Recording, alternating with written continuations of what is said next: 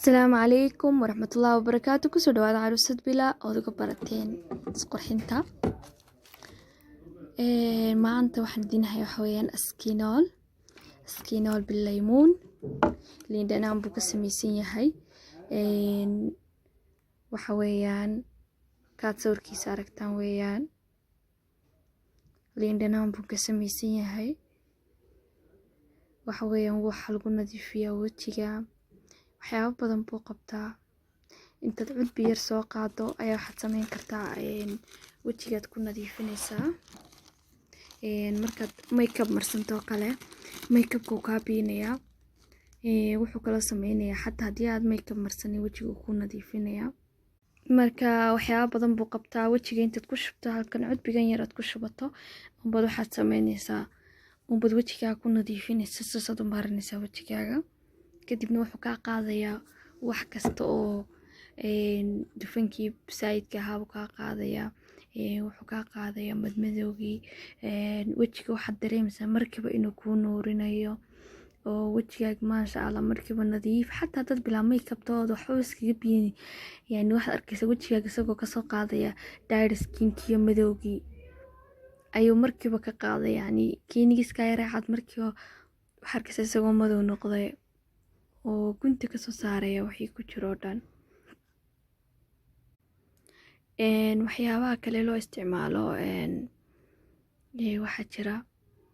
meelaha madmadow xagga hoose kilkilada rugaga suxulada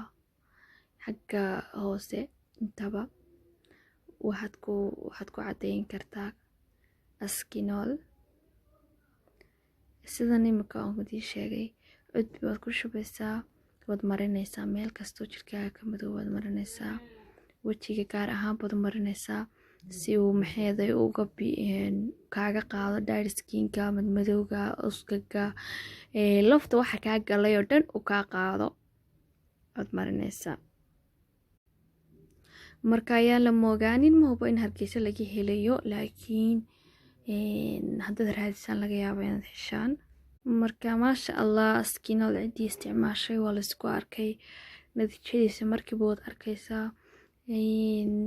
way markiiba waxaad dareemaysaa wixii madowgii wixii oo dhan inuu ka qaaday baad dareemaysaa maasha Allah aniga caagadii inta yar bay iga sii jirta waan isticmaalay waan soo tijaabiyay waxaan soo tijaabiyay oo baanan idin keenaa oo waxaan idinka soo hubsado badan waxyaabaha caagadaha waxyaabaha diin soo bandhigo wada aragtay waxa kala badmarinay ama waxtaan muddo isticmaalay ayuun baa diin soo bandhigaa way walaalahay waati waxaad la jecel wax wanaagsan oo maadsantihiin yaan la moogaanin waxaan kaloo idin ku sii darayaa waxa jira qaab labaad oo loo isticmaali karo askinolka nasha oo garanaysaan meel cadaarada lagu iibiyaa asli milis oo kale inta Hargeysa joogta oo lagu iibiyaa waxaad sameynaysaa askinolkan ayaad shubaysaa kala badh ayaad shubaysaa kadib meel baad caagad baad ku shubaysaa waxaad ku dhex daraysaa nasha waad ku luxaysaa caagada meel baad iska dhiganaysaa kadibna subax walba nasha iyo askinol isku jira ayaad marsanaysaa markaad marsato maasha Allah wajigaagu nadiif cadaan saayid ayuu ku noqonayaa hada kareem inaad isticmaasho uma baahanaysid marka askinolkan waxa weeyaan waxa loogu talagalay nadiifinta imka ku qoran arkaysaanba waxa weeye waxyaabo dabiici ah ka samaysan yahay liin dhanaan iyo fitamiino kale marka ka faa'iideysta fadlan